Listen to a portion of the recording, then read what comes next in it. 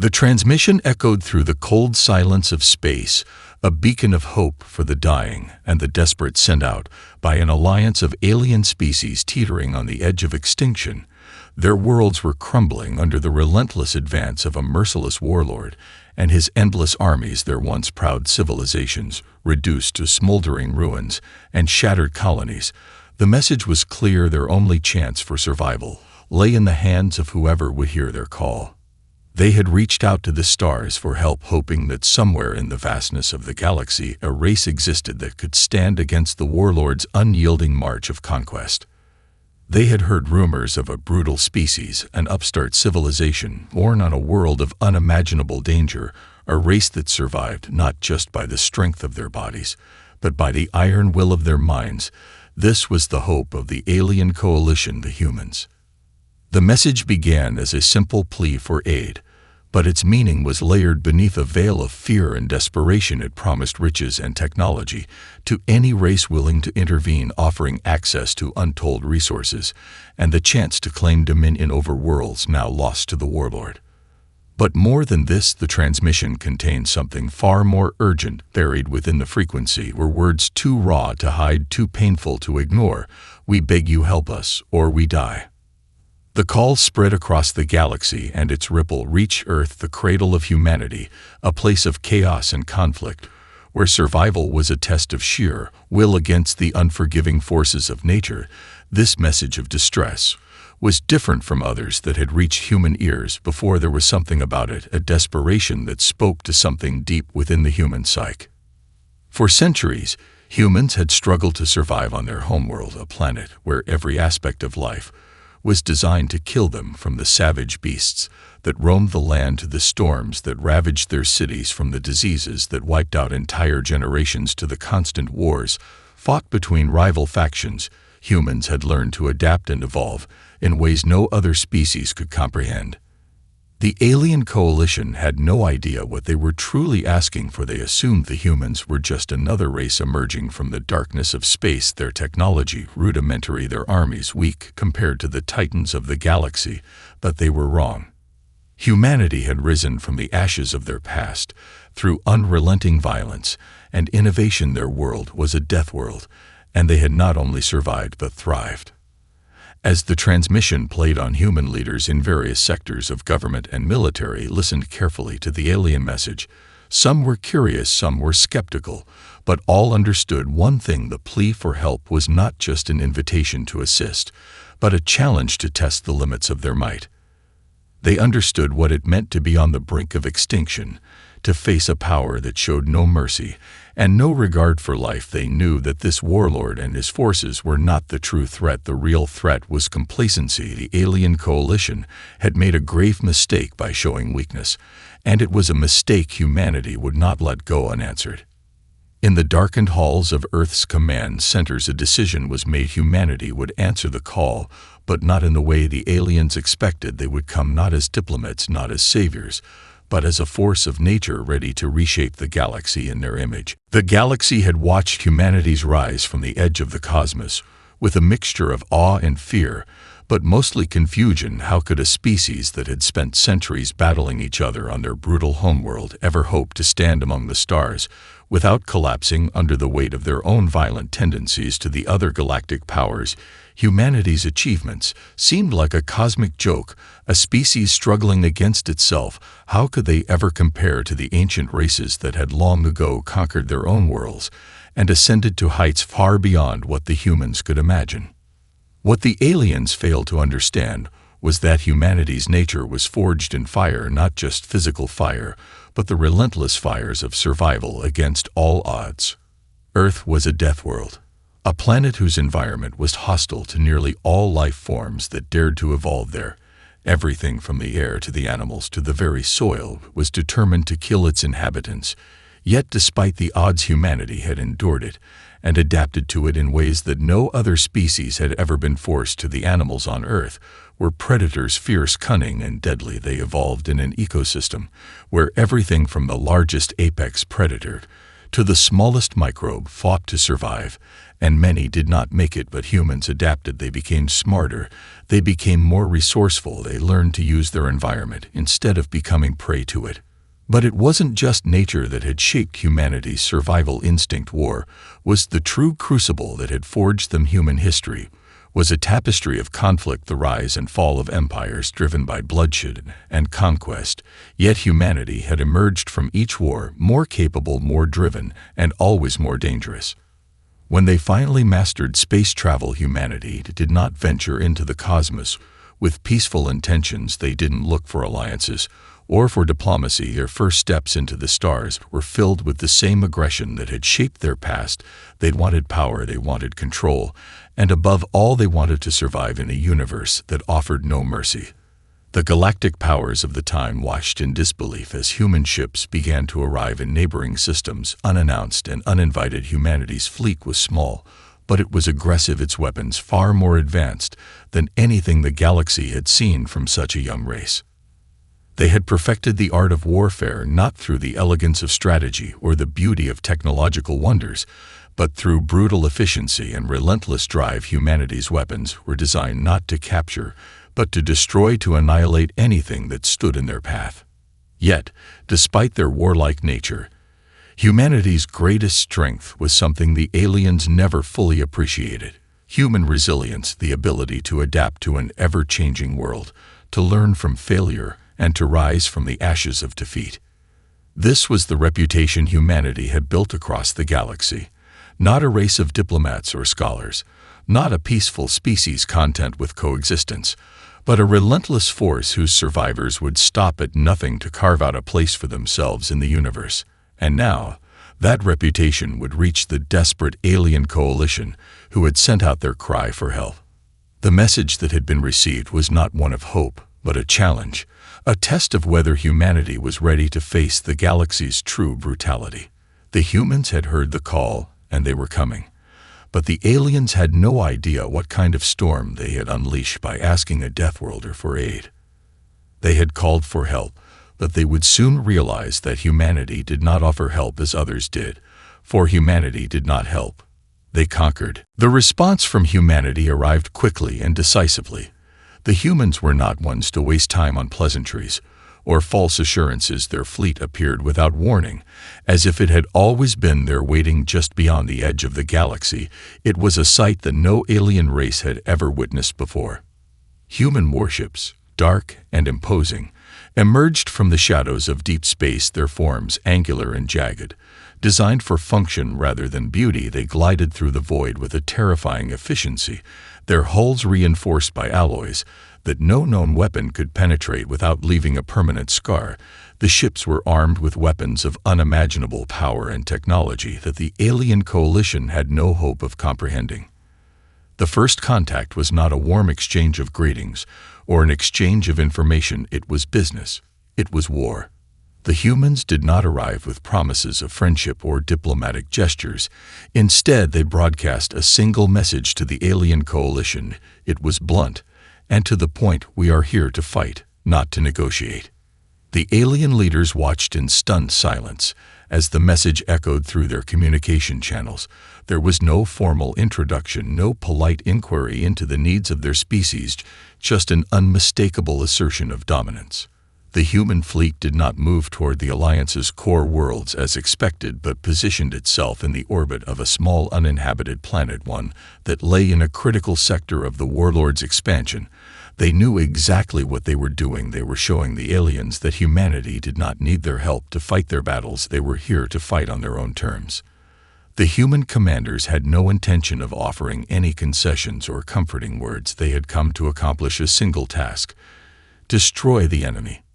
As the first wave of human warships deployed into the sector, the alien coalition's military leaders scrambled to make sense of what they were seeing. They had expected to find allies, to find a species that would be able to integrate into their advanced military framework, a species with technology that could supplement their own. But what they saw instead was a race that had somehow developed faster than they had expected, using primitive methods, yet producing results that shattered all preconceived notions. The humans did not hold back. They didn't need to. They took to the battlefield with a raw, brutal efficiency that stunned the aliens. The warlords' forces, who had once seemed unstoppable, found themselves facing human warships that had no intention of retreating, no strategy beyond overwhelming firepower and calculated savagery. When the first battle erupted, the humans did not wait for formal declarations of war or respect for galactic laws of engagement. They simply opened fire, their weapons tearing through enemy ships with relentless fury.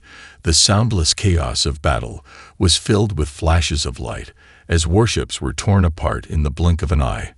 The alien ships, designed for finesse and precision, were no match for the human armada's sheer force. Their attempts to counter the onslaught only led to further devastation. Their advanced technology meant nothing in the face of human tenacity. The human soldiers fought with a primal ferocity that was unfamiliar to the galactic community. They did not engage in complex tactics or carefully planned strikes. They attacked like animals hunting in packs, their movements brutal and fast. They boarded enemy ships without hesitation, using the chaos of their strikes to overwhelm the defenders.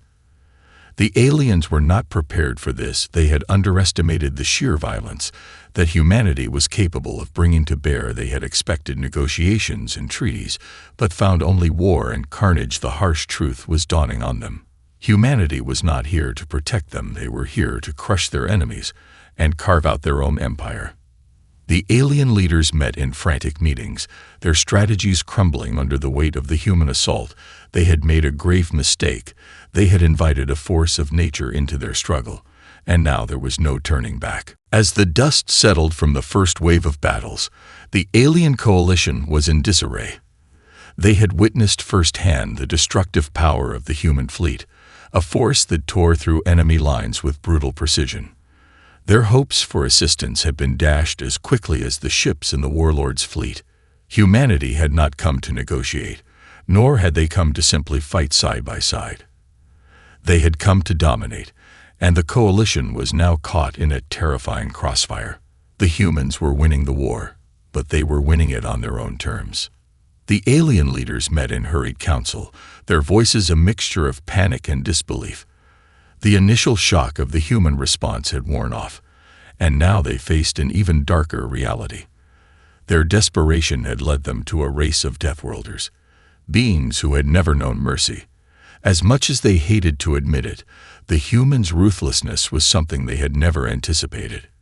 And now, as human forces decimated the warlord's fleet, the alien coalition found itself powerless to influence the course of the conflict.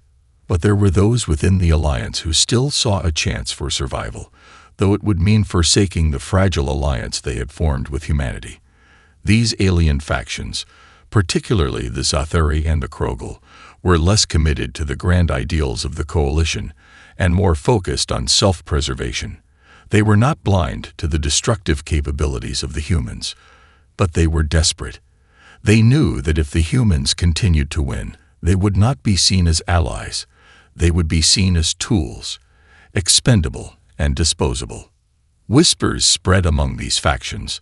They began to discuss an audacious plan: betray the humans, ally with the warlord, and hope that their might could turn the tide in their favor. They had no illusions that the warlord would forgive them for their failures, but they believed that humanity's uncontrollable aggression could be used against them. If they could convince the warlord that humanity was the true threat to the galaxy, they could buy themselves a place in his new order and perhaps secure their own survival. The betrayal was planned in secret, and it unfolded with chilling efficiency. A faction of the Zathuri and Krogel ships turned on their human allies, launching a surprise attack on the human fleet while the battle raged on. The human commanders, who had been tracking the enemy movements with surgical precision, immediately detected the treachery. However, they didn't hesitate. There was no debate, no second-guessing. The humans responded with cold, calculated retribution. In less than an hour, the betrayers realized the magnitude of their mistake. The humans did not retreat. They did not beg for peace. Instead, they descended upon the traitors with the full force of their military might, overwhelming their ships in brutal assaults. The human tactics were simple, but effective.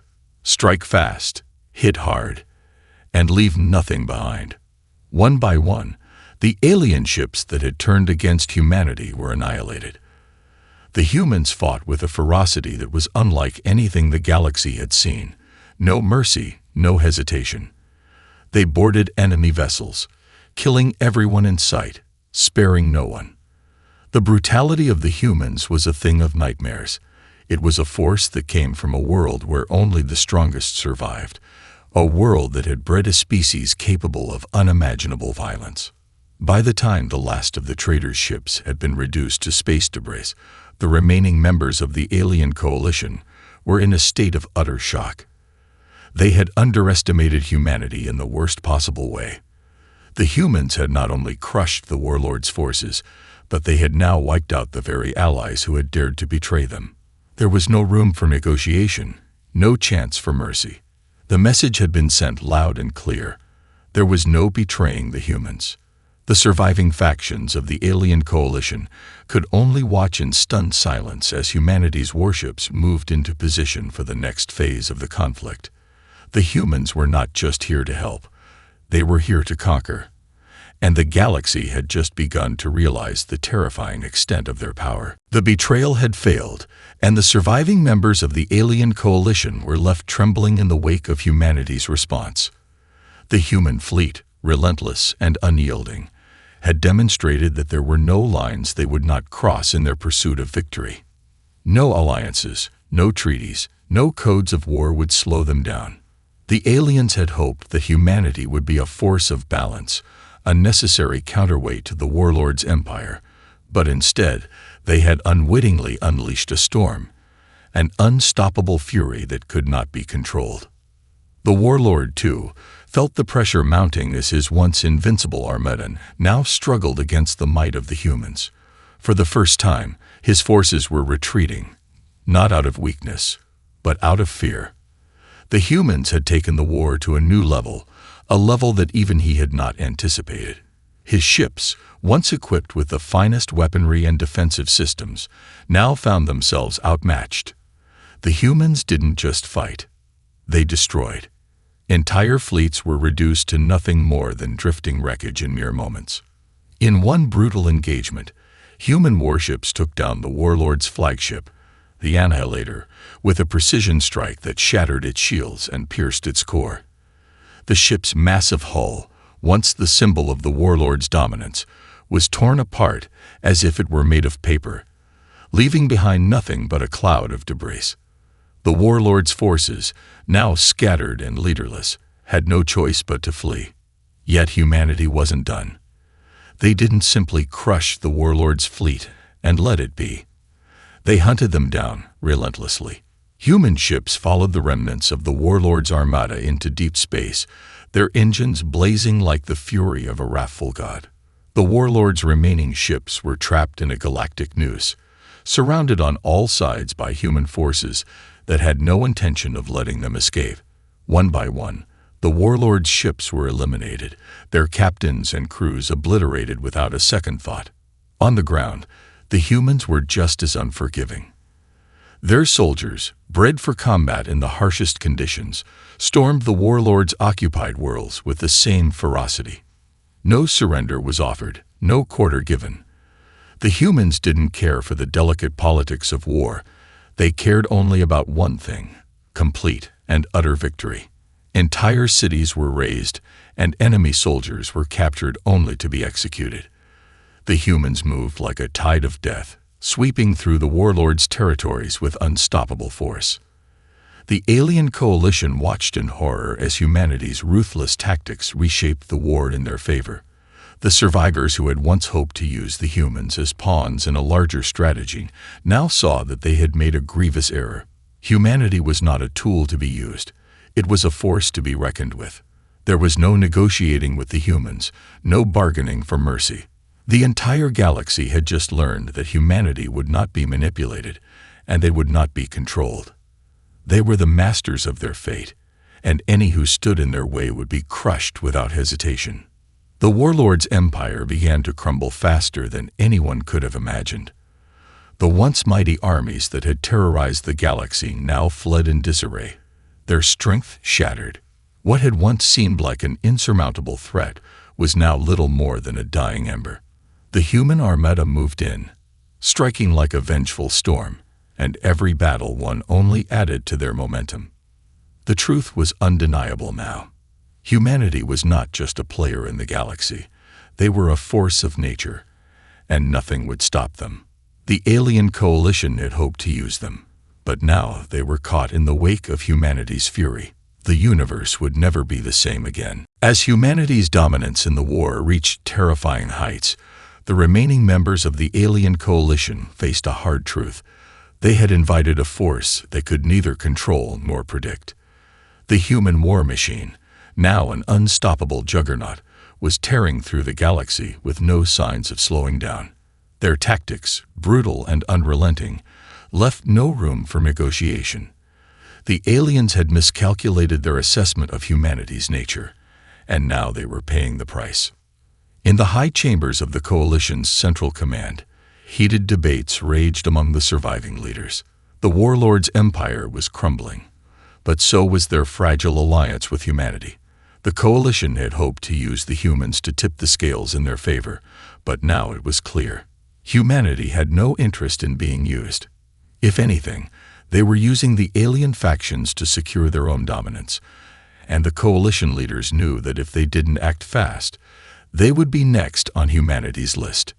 Desperation turned to action. The Krogal, the Zatheri, and a few other races within the Alliance, each driven by self-preservation, began to covertly communicate with the warlords' remaining forces. It was a dangerous gamble, but they saw no other option. They would betray the humans before the humans could betray them. They needed the warlords' might to strike back at the humans and restore the balance of power. Perhaps with the warlords' fleets reforged, they could push the humans back, or at least carve out a future where they wouldn't be crushed underfoot. These factions, realizing that they could never stand against humanity alone, made a daring move. They secretly reached out to the warlords' forces, attempting to forge an alliance of desperation. In exchange for military support, they'd promised to offer the warlord new territories, fresh resources, and even the opportunity to re-establish his rule across the galaxy. The warlord's remaining fleet was shattered and in disarray, but he still had forces loyal to him, and those forces were all too eager to launch a final assault on humanity's rapidly expanding empire. When the Alliance's betrayal was set into motion, it was done with the quietest of whispers, hidden beneath layers of false promises. The Krogal and Zatheri fleet commanders exchanged encrypted messages, their intentions masked by diplomatic doublespeak. They needed to strike swiftly, before humanity could respond. But the betrayal came at a terrible cost. They had underestimated the humans' vigilance. Within days of the first clandestine communications, human intelligence had caught wind of the traitorous factions. They had been monitoring the galactic currents since their arrival, studying the behaviors of the coalition leaders with unnerving precision. The humans, always on the lookout for threats, quickly saw through the ruse. There was no question of mercy. The humans had already proven their wrath once. This time, it would be even more devastating. As the alien fleets that had turned against humanity began to mobilize, the human armada descended with terrifying speed. The Krogal and Zatheri ships, still in the early stages of assembling their forces, found themselves ambushed by human warships. The humans struck without hesitation, sweeping through the traitors' fleets with overwhelming firepower. There was no negotiation, no warning, only the cold efficiency of human destruction. The traitor ships were obliterated in a matter of hours, their commanders left with no chance to flee or regroup. Human forces boarded the remaining vessels, ensuring that no survivors would be left to tell the tale. The message was unmistakable. Betrayal would never be tolerated. The remaining factions of the alien coalition, now terrified, watched in horror as the human fleet made short work of the traitors. It was a bloodbath, one that left the alien races scrambling for survival. They realized too late that humanity's wrath was not something that could be bargained with, not something that could be manipulated. They had unleashed a power unlike any other, a power that would consume them all if they continued to oppose it. Desperation set in. The coalition's leaders understood that there was no turning back now. Humanity had not just destroyed the warlord's forces, they had destroyed the very fabric of the alliance. The galaxy was on the brink of an irreversible shift, and the alien races would have to come to terms with a brutal new reality. Humanity was the new dominant power, and nothing, absolutely nothing, could stand in their way. The galaxy teetered on the edge of a precipice, and the remaining factions of the alien coalition were scrambling to save what little they had left. They had underestimated humanity's ability to dominate, to annihilate, to conquer. What was once a distant possibility, a far-flung theory about the nature of Deathworlders, was now a harsh, undeniable truth. Humanity was a force that would not be denied. The warlord's empire, now fractured and reeling from the relentless human assault, was almost entirely obliterated. His surviving fleet was little more than a disorganized remnant, scattered across the galaxy. The alien factions that had attempted to turn the tide in their favor through betrayal were either destroyed or fleeing for their lives. It was clear. Humanity had won the war, and the galaxy was left with only one question. What would they do next? The alien leaders, those few still standing, gathered in secret, knowing that their time was running out. They had no hope of defeating humanity now. Their fleets, once formidable, were no match for the sheer power and brutality of the humans. Diplomacy, alliances, and even the long-standing codes of warfare held no weight in this new reality. The humans had shown them that in the face of absolute force, everything else was irrelevant. But one last, desperate plan was hatched in the shadows. The warlord, in his final act of defiance, had hidden away a weapon of unimaginable power, a last-ditch effort to bring the galaxy to its knees. It was a device capable of disrupting the very fabric of space-time itself, a cosmic weapon that could tear entire star systems apart. It was unstable, dangerous, and untested, but it was humanity's only potential vulnerability. If the alien coalition could locate this weapon and activate it before the humans could wipe them out completely, they might still have a chance. They might still survive. The remaining coalition leaders reached out to the scattered remnants of the warlord's loyalists, rallying what little was left of his forces. Together, they located the weapon, a monstrous, gravity-defying structure hidden on a remote world, deep within a black hole's event horizon. The calculations were simple but deadly. If the weapon could be triggered, it would unleash a chain reaction that would cripple humanity's warships, destroy their fleets, and destabilize their grip on the galaxy. It was their last card, and they were willing to risk everything to play it. But the humans were already aware. Their spies had infiltrated every corner of the alien coalition, and their intelligence networks were second to none. They knew where the weapon was. They knew who was behind it. And they were coming for it.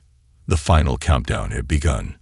The human fleet, now fully mobilized, surged toward the weapon's location with an inevitability that chilled the hearts of the alien factions. There was no time for reinforcements, no time for second thoughts. The humans had already locked onto the planet's coordinates, and their warships were descending from every angle. In the span of a few days, the galaxy's balance of power would be decided. The coalition leaders, now backed into a corner, could only watch as the human fleet approached the planet. They had underestimated the humans for too long. They thought they could deceive them, betray them, play their games of diplomacy and trickery. But they had never understood the true nature of humanity. The humans were not interested in alliances. They were not interested in peace. They were only interested in winning. And the humans were not about to let the weapon fall into enemy hands. They would crush it. They would destroy it. And if any alien stood in their way, they would be annihilated. As the first wave of human ships dropped out of hyperspace, the surviving coalition leaders realized with stark clarity that there was no escape. The warlord was gone. His forces had been shattered.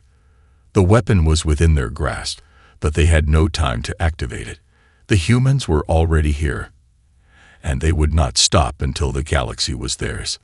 The countdown had begun, and there was no turning back. The final battle unfolded like an unstoppable tidal wave, an absolute force that surged across the galaxy, swallowing everything in its path. The remnants of the alien coalition had thought they could make a stand, that they could unleash one last weapon, one final desperate hope to reshape the fate of the galaxy. But humanity had been waiting for this moment, and they would not let the opportunity slip through their grasp. The human fleet arrived in full force, massive warships that had already been proven to be lethal beyond imagination. They flooded the skies of the remote world that housed the weapon. Their advanced sensors and intelligence gathered from every corner of the galaxy had pinpointed its location long ago. The weapon that the alien coalition hoped would turn the tide against humanity now lay in their path, fragile, exposed, and powerless in the face of the Deathworlder's wrath. On the surface of the planet, the alien forces scrambled to activate the device. They were panicked, knowing that they had only a fleeting chance before humanity descended upon them. The warlords' loyalists, who had rallied together for this moment, were now little more than desperate pawns in a game they could never win. The weapon was enormous, built to disrupt the very fabric of space-time, capable of causing cataclysmic damage. But it was incomplete. It required a trigger, a catalyst that had to be activated manually, a process that would take precious minutes that they simply didn't have. As the human ships descended, there was no hesitation, no mercy. The first wave of fighters unleashed a hailstorm of missiles and laser fire, bombarding the defenses around the weapons facility. Explosions erupted across the landscape, the shockwaves shaking the very ground beneath the aliens' feet. The weapon's core defenses crumbled in an instant, as the humans fought like a storm of wrath. There was no room for strategy, no time for diplomacy, just raw, unfiltered aggression. The alien forces, what was left of them, attempted to mount a defense, but their efforts were futile. The human soldiers stormed the planet's surface, their advanced technology and brutal combat tactics overwhelming any attempt to hold back the tide. The coalition's once mighty fleets were scattered across the stars, their crews either annihilated or fleeing in terror. The last hope for the galaxy's resistance evaporated like smoke. Inside the facility, the coalition leaders' desperation turned to realization. They were too late. The human fleet had already secured the perimeter, and there was no way to complete the weapon's activation. In the chaos of the invasion, any plans to turn the weapon on humanity had been shattered. The humans were already disarming it, their soldiers seizing control of the facility and locking down every point of resistance. No one would be left alive to finish what they had started. With the weapon disabled and its potential for destruction nullified, the surviving alien forces were left in a state of shock. They had lost. The galaxy was now under the control of humanity.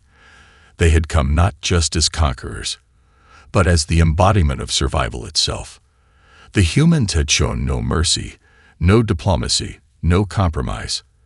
They had proven that when they arrived in force, it was a storm that would not relent until it had reshaped everything in its image. As the last of the alien leaders surrendered or fled, humanity's victory was complete. The warlord's empire, the alien coalition, and any who had dared stand against the humans were broken. The galaxy had shifted, its balance irrevocably altered. The Deathworlders had claimed their place at the top. Humanity was no longer just a force of nature. It was the dominant force in the galaxy. The message was unmistakable. Those who would seek to manipulate or betray humanity would face an inevitable and crushing response. Now, as human warships glided through the star systems, their flags waving proudly in the void, one thing was clear. The galaxy had entered a new era, an era of human dominance, an era where survival wasn't just a matter of strength, it was a matter of unyielding will. And as the galaxy watched, they knew one undeniable truth.